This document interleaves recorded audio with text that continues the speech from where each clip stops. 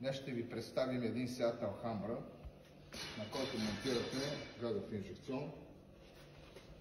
Колата е 1.8 турбо.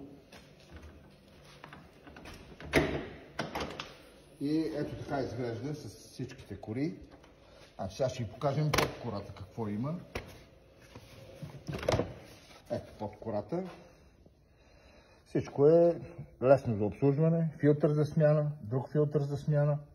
Всичко е прибрано, тъй като уредбата е монтирана на компютъра, на бензиновия компютър на колата. Сега ще ви покажем и копчето, което сме монтирали по желание на клиента. Ето тук. С гривна. Така и зареждането. Както обикновено, ние винаги монтираме зареждачката на капачката за бензина.